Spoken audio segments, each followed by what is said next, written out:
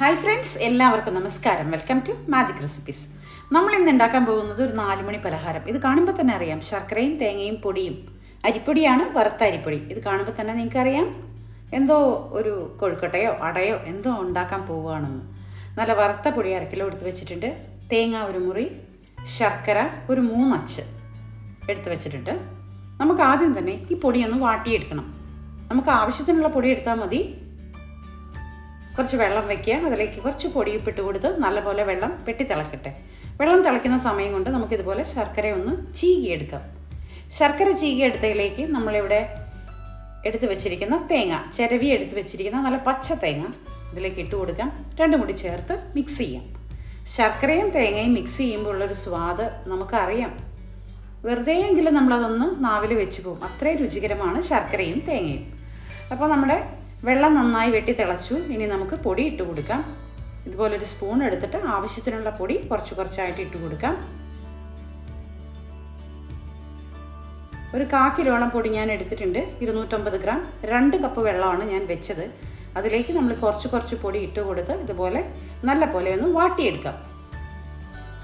Mix ചെയ്ത് ചേർത്ത് ഈ ഒരു പാകമാകുന്ന അളവിൽ വരെ ഒന്ന് നല്ല പോലെ വാട്ടിയെടുക്കാം. കണ്ടോ, ഇതിങ്ങനെ ചേർന്ന് പിടിക്കുന്ന ഒരു പാകമളവ് നമുക്ക് കിട്ടണം. അധികം ഡ്രൈ ആയി പോവുകയില്ല എങ്കിൽ കൂടി നമുക്കിത് കുഴച്ചെടുക്കുമ്പോൾ അടയുണ്ടാക്കാൻ പാകത്തിനുള്ള അളവിൽ നമുക്കിത് കിട്ടുകയും ചെയ്യും. ഇനി ഇത് നമുക്കൊന്ന് കുഴച്ചെടുക്കാം. നമ്മൾ പത്തിരിക്കൊക്കെ മാവ് നനച്ചപ്പോൾ നമ്മുടെ വീഡിയോയിൽ തന്നെ കണ്ടതല്ലേ കുഴച്ചെടുക്കുന്നത്.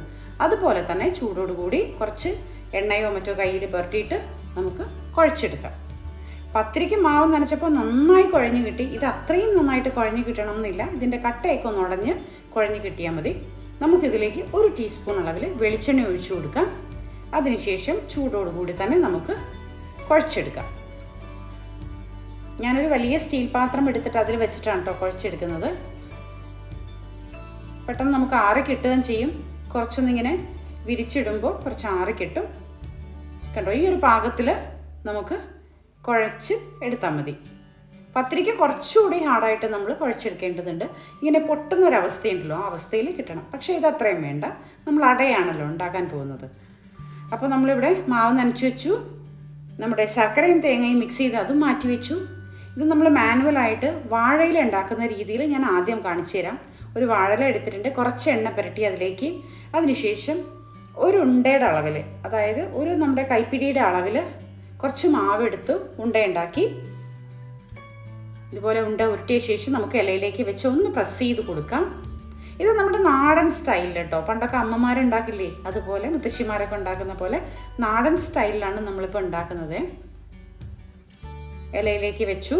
അതിനുശേഷം നമുക്ക് ശർക്കരയും തേങ്ങയും കൂടി ഇതിൻ്റെ സെൻറ്ററിൽ വെച്ച് കൊടുക്കാം. അതിനുശേഷം ഈ ഇല എടുത്തിട്ട് ഇതുപോലെ ചേർത്ത് അടച്ച് വെക്കാം. ഇതിൻ്റെ എൻഡൊക്കെ നല്ലപോലെ ചേർത്ത് കൊടുക്കാം.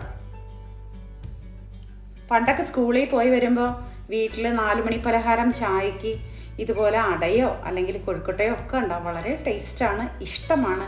ഒരുപാട് നൊസ്റ്റാൾജിക് ഓർമ്മകളും ഫീലിങ്ങും തരുന്നൊരിഷ്ടം ഈ പറയുന്ന നാടൻ പലഹാരത്തോട് നമുക്കുണ്ട്. എനിക്കെന്നല്ല, അതെല്ലാവർക്കും ആ ഒരു ഫീല് ഉണ്ട്, ഇതുപോലുള്ള നാടൻ പലഹാരങ്ങൾ കഴിച്ചവർക്ക്. അപ്പോൾ നമ്മളിതെല്ലാം അരികെ ചേർത്ത് ഇങ്ങനെ എടുത്തു. അതിനുശേഷം അതേ ഇലയിൽ വെച്ച് തന്നെ നമുക്കിത് സ്റ്റീം ചെയ്തെടുക്കണം, പുഴുങ്ങിയെടുക്കുക. അട എപ്പോഴും ഉണ്ടാക്കുമ്പോൾ നമ്മൾ ആവി കയറ്റിയല്ലേ എടുക്കുക. അതിന് വേണ്ടി ഇതുപോലെ ഒരു സ്റ്റീമർ എടുത്തിട്ടുണ്ട്. കുറച്ച് വെള്ളം വെച്ച് തിളപ്പിച്ച ശേഷം ആ സ്റ്റീമറിൻ്റെ ആ ഒരു പോർഷനിലേക്ക് നമ്മൾ എന്താണോ ആവി കയറ്റാൻ വെക്കുന്ന സംഭവം അത് വെക്കുന്ന പോർഷനിലേക്ക് ഒന്നൊന്നായിട്ട് നമുക്ക് നിറച്ച് വെച്ച് കൊടുക്കാം.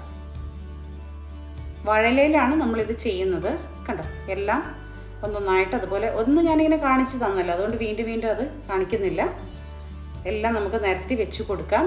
അതിനുശേഷം ഒരു 10 മിനിറ്റ് നമുക്ക് നന്നായി ആവി കയറ്റി എടുക്കാം. ഇതുപോലൊരു സ്റ്റീമർ ഇല്ലെങ്കിൽ ഇടിയപ്പത്തട്ടിൽ വെച്ചിട്ടും നമുക്ക് ഇതുപോലെ തന്നെ സ്റ്റീം കയറ്റി എടുക്കാം കേട്ടോ. ഇടിയപ്പത്തട്ടിൻ്റെ ഒരു പോർഷൻ ഉണ്ടല്ലോ, ആ ഭാഗത്ത് നമുക്കിതുപോലെ ഒന്നൊന്നായിട്ട് വെച്ച് കൊടുക്കാം. ഒരു 10 മിനിറ്റ് കൊണ്ട് അവിടെ ഇരുന്ന് ആവി നന്നായി വരട്ടെ. നമുക്ക് നോക്കാം ആവി 4 ഭാഗത്തും വരുന്നുണ്ടോയെന്ന്. എല്ലാം നല്ല കറക്റ്റ് അളവിൽ ആവി വരുന്നുണ്ട്. നമുക്കിനി ഒരു അച്ച് വെച്ച് എങ്ങനെയാണ് അട ഉണ്ടാക്കുന്നതെന്ന് നോക്കാം. ഇതുപോലെ അച്ച് മാർക്കറ്റിൽ വാങ്ങിക്കാൻ കിട്ടും. ഒരു ചെറിയ ഉണ്ട വലിപ്പത്തിൽ നമുക്ക് നമ്മുടെ മാവ് എടുക്കുക, ജസ്റ്റ് ഒന്ന് പ്രസ് ചെയ്യുക. ഇതുപോലെ പത്തിരിയുടെ വലിപ്പത്തിൽ പ്രസ് ചെയ്യുക.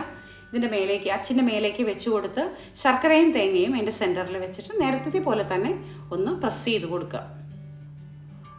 ശ്രദ്ധിച്ച് ചെയ്താൽ മതി, ഇല്ലെങ്കിൽ ഇതിങ്ങനെ തെന്നിപ്പോകും.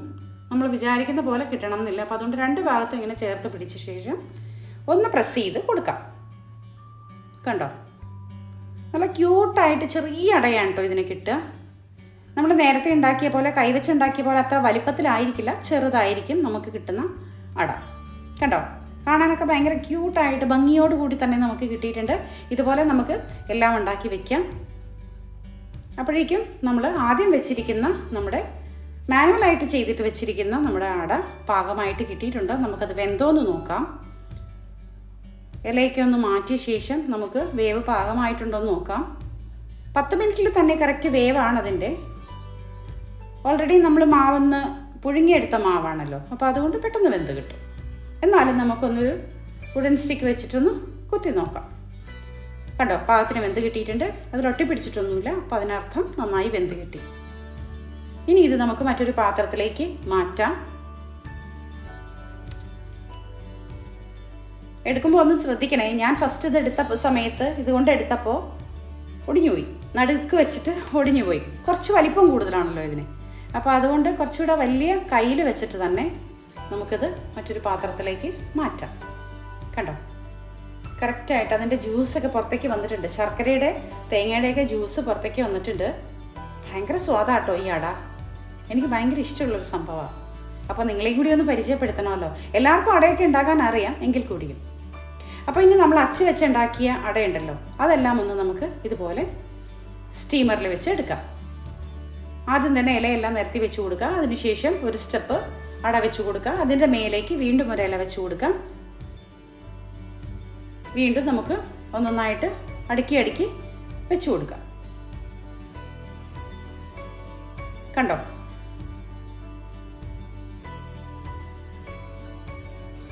ഇതുപോലെ ഒന്നൊന്നായിട്ട് വെച്ച് കൊടുത്ത ശേഷം വീണ്ടും ഒരു തട്ട് വയ്ക്കാം. ഇപ്പോൾ നമ്മുടെ പാത്രം കുറച്ചുകൂടെ വലിപ്പമുള്ളതാണെങ്കിൽ കുറച്ചുകൂടെ മുഴുവനായിട്ട് നമുക്ക് നിറച്ച് വെച്ച് കൊടുക്കാൻ പറ്റും. 3-4 സ്റ്റെപ്പായിട്ട് ഇങ്ങനെ വെച്ച് കൊടുക്കാൻ പറ്റും. ഒറ്റയടിക്ക് എല്ലാം നമുക്ക് ഇതുപോലെ വേവിച്ചെടുക്കാൻ സാധിക്കുകയും ചെയ്യും. ഇപ്പോൾ ഇതിൽ ഞാനൊരു 3 തട്ടാണ് വെച്ചിരിക്കുന്നത്. ഒരു 10 മിനിറ്റിന് ശേഷം വീണ്ടും നമുക്ക് തുറന്ന് നോക്കാം. നമ്മുടെ അടയെല്ലാം പാകമായിട്ട് കിട്ടിയിട്ടുണ്ട്. നമുക്കൊന്ന് കുത്തി നോക്കാം. നേരത്തെ ചെയ്തതുപോലെ തന്നെ കണ്ടോ, പാകമായിട്ട് കിട്ടിയിട്ടുണ്ട്. ഇനി നമുക്ക് മറ്റൊരു പാത്രത്തിലേക്ക് ഇത് മാറ്റാം.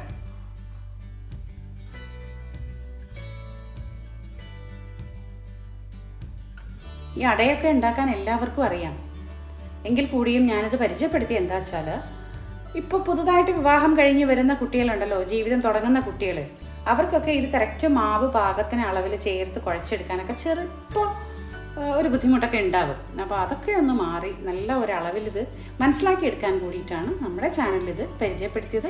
അപ്പോൾ എല്ലാവർക്കും ഇഷ്ടമായി എന്ന് വിശ്വസിക്കുന്നു. ഇഷ്ടപ്പെട്ടാൽ ലൈക്കും ഷെയറും കമൻറ്റും തരാൻ മറക്കരുത്. സബ്സ്ക്രൈബ് ചെയ്യാത്തവർ ഒന്ന് സബ്സ്ക്രൈബ് ചെയ്യണം കേട്ടോ. അപ്പോൾ ഇന്നത്തെ 4 മണി പലഹാരം എല്ലാവർക്കും ഇഷ്ടമായല്ലോ. Thank you very much.